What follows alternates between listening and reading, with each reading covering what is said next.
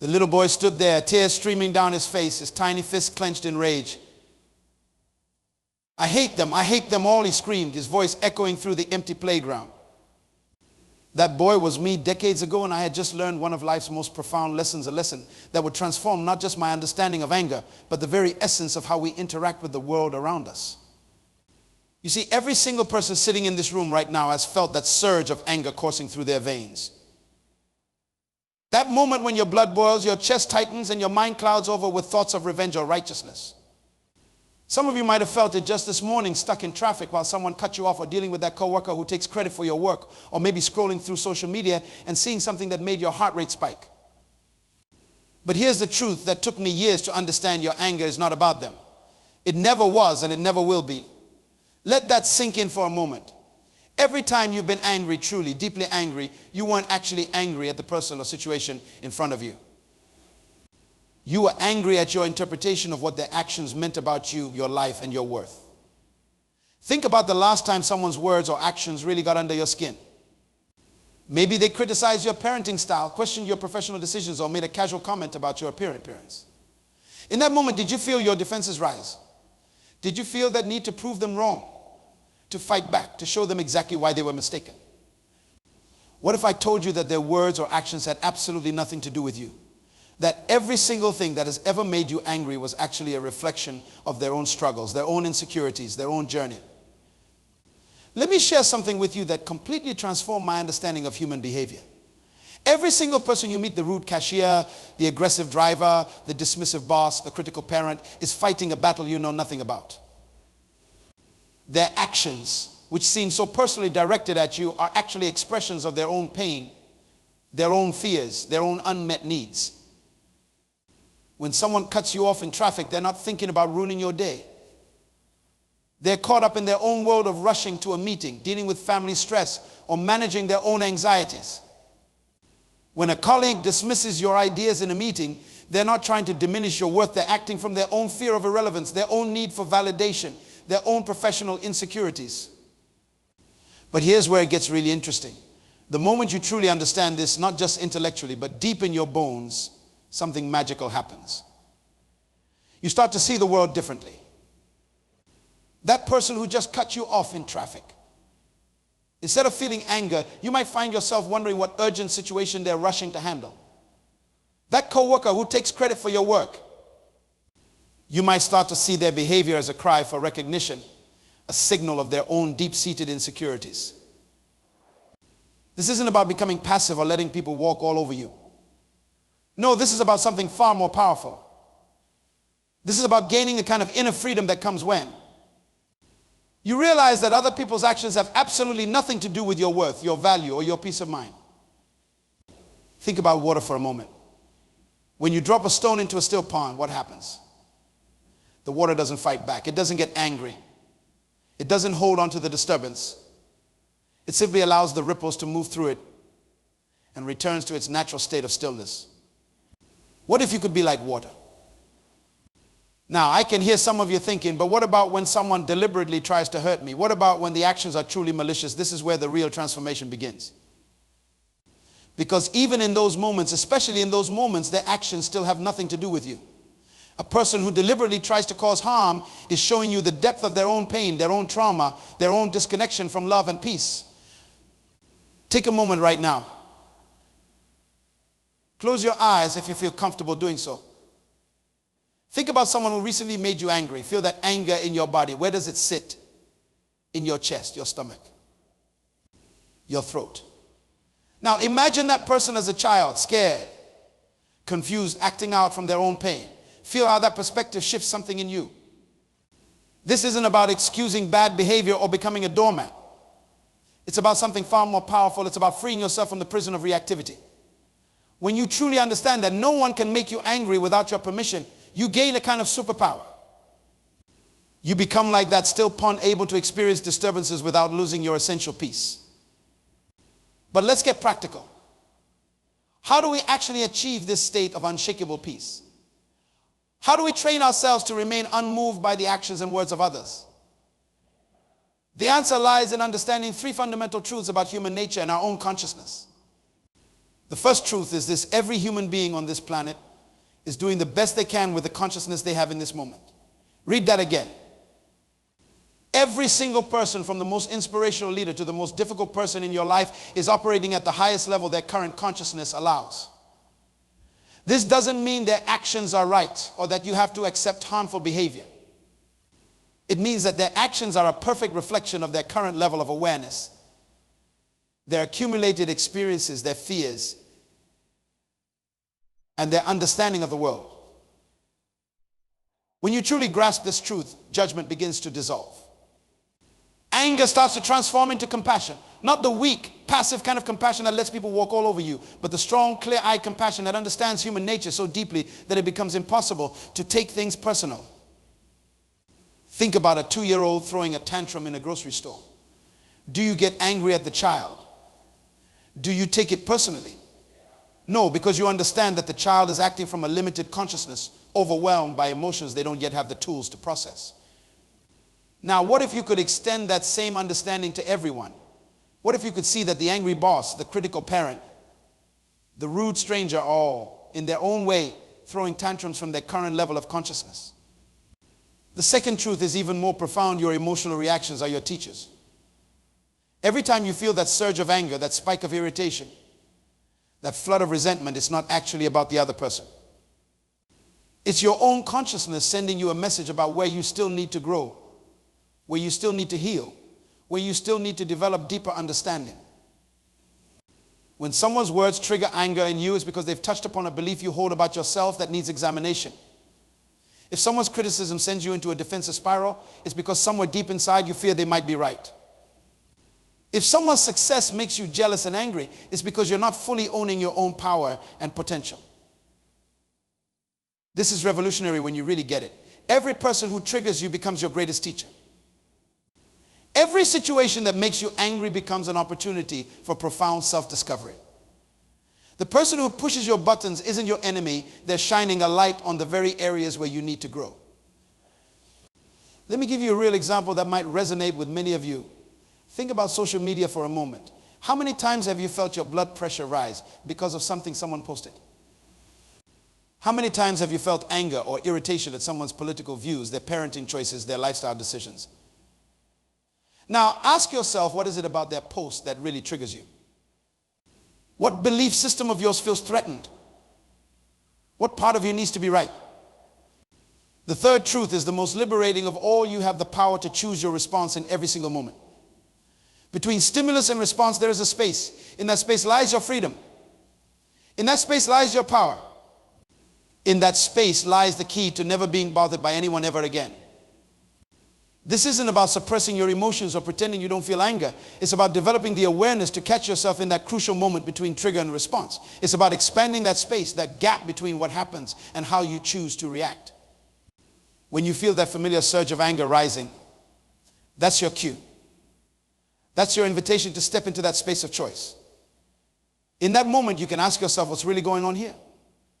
What am I making this mean about me? What if this has nothing to do with me at all?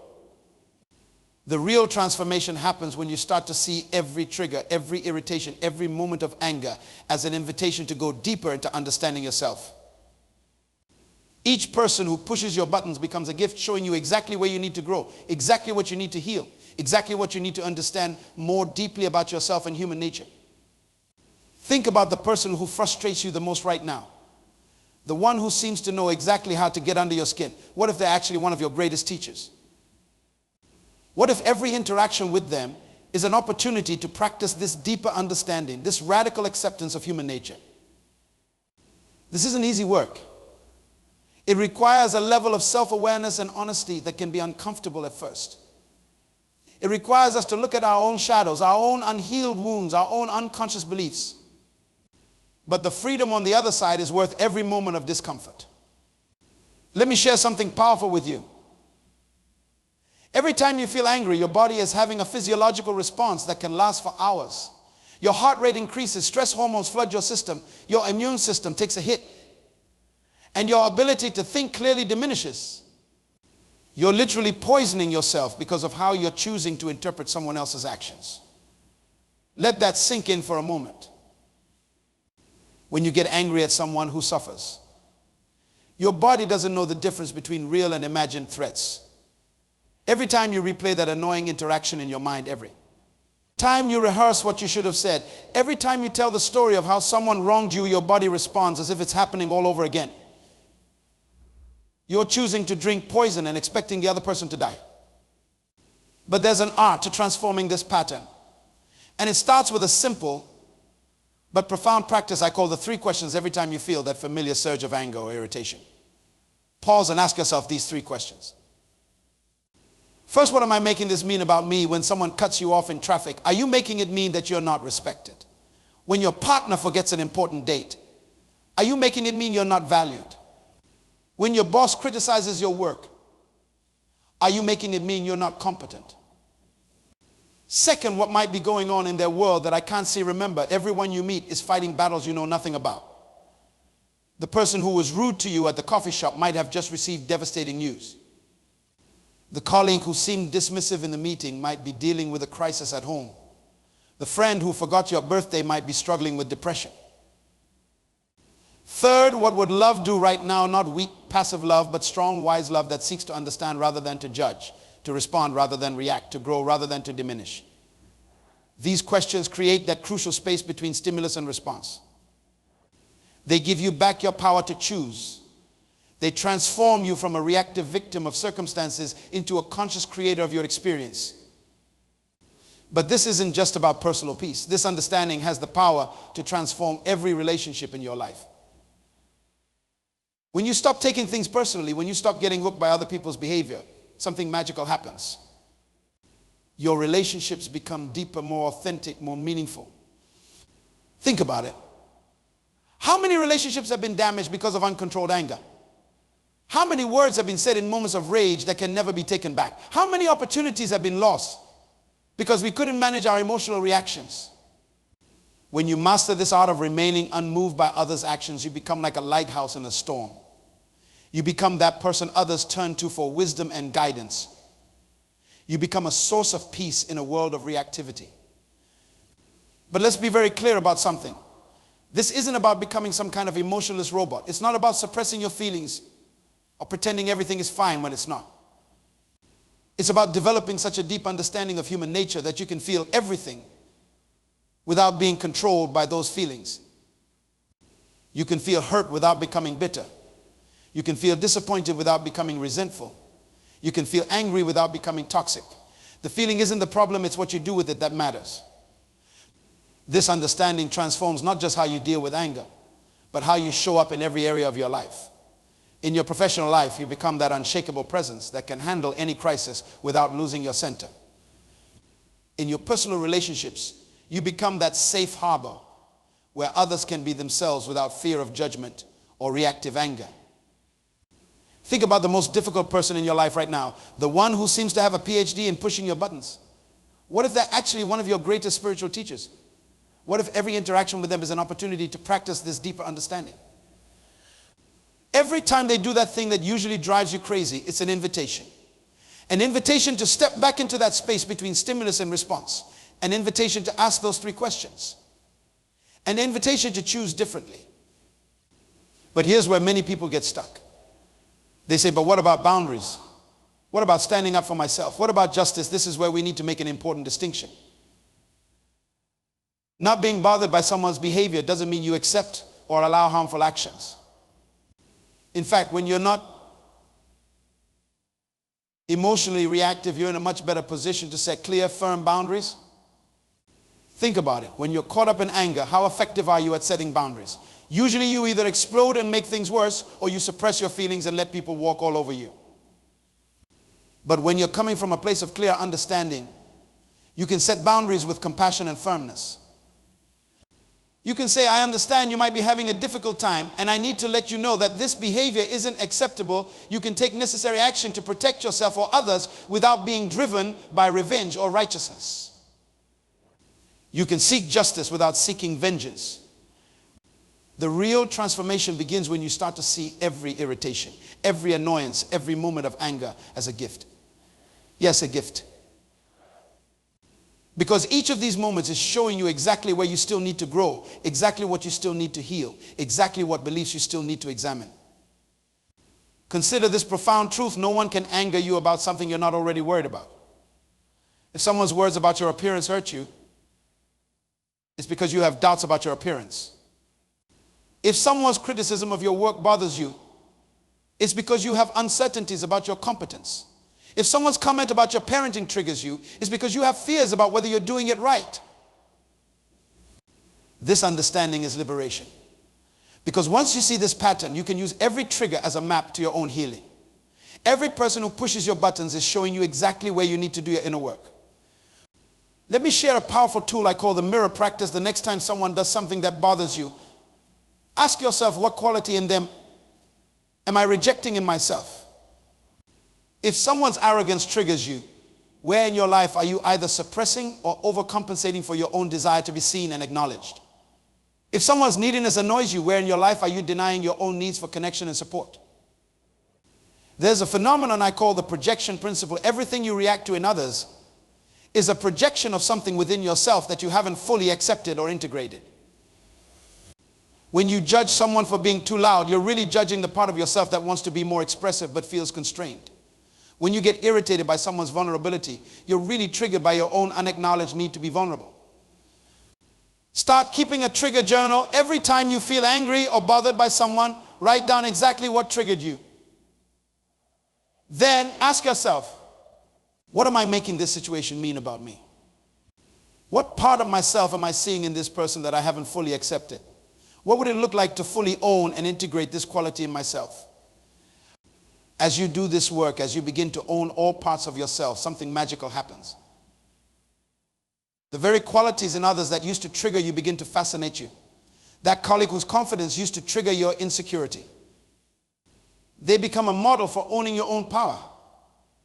That friend whose neediness used to drain you, they become your teacher in setting healthy boundaries while maintaining connection. This is the real work of personal transformation.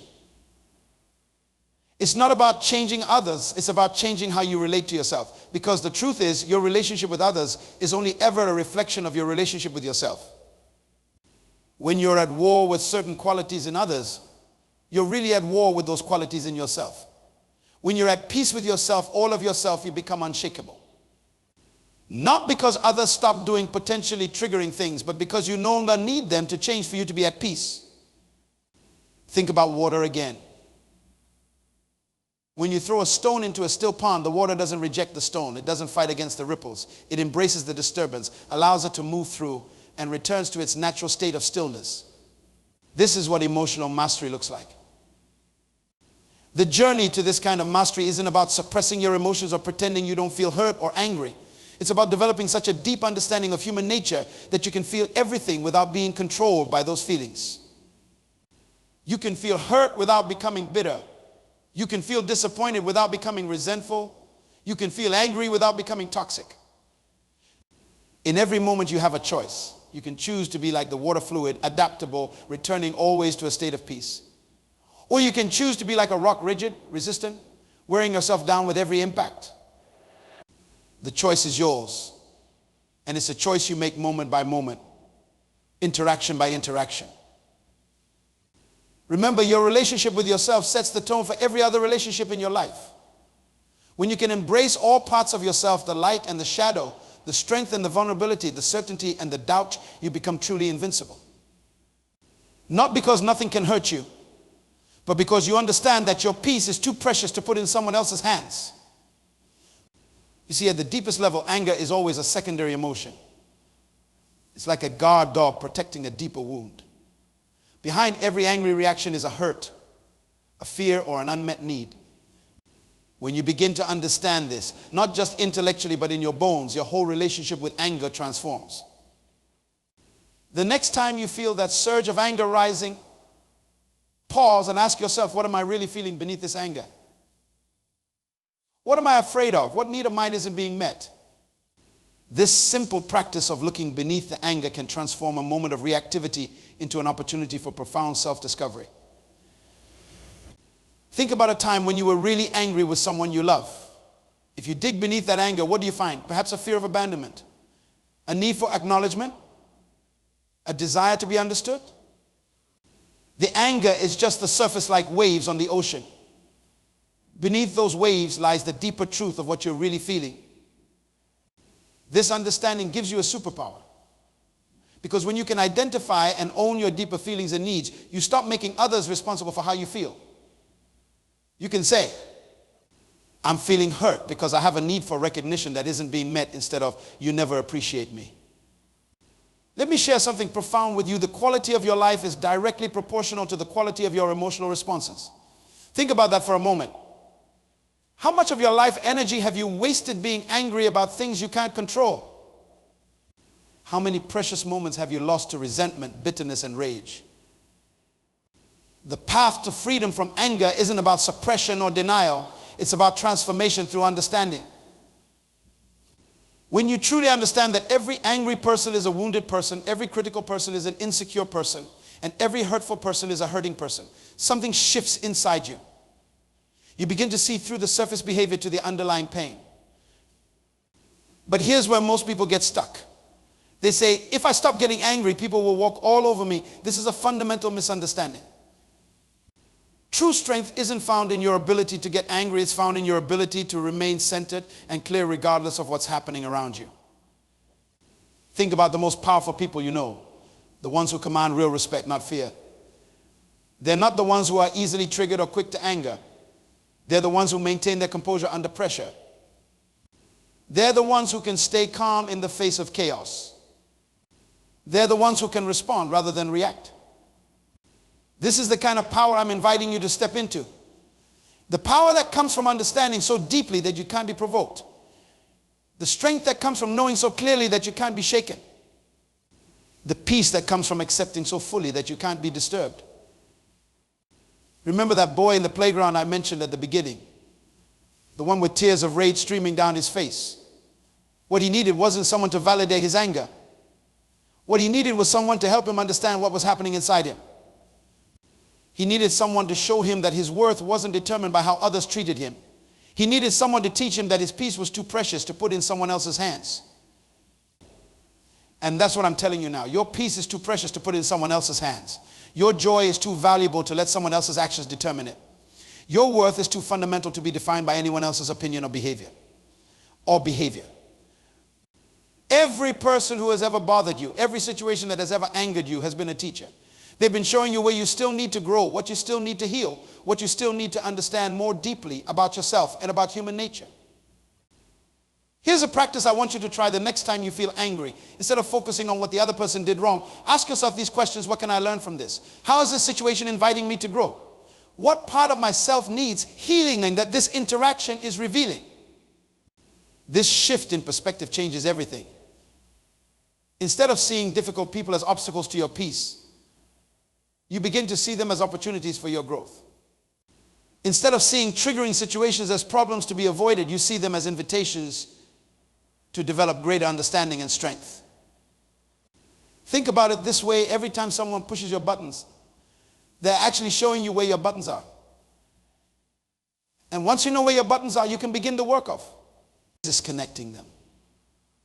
Not by building higher walls or stronger defenses, but by healing the wounds that created those buttons in the first place.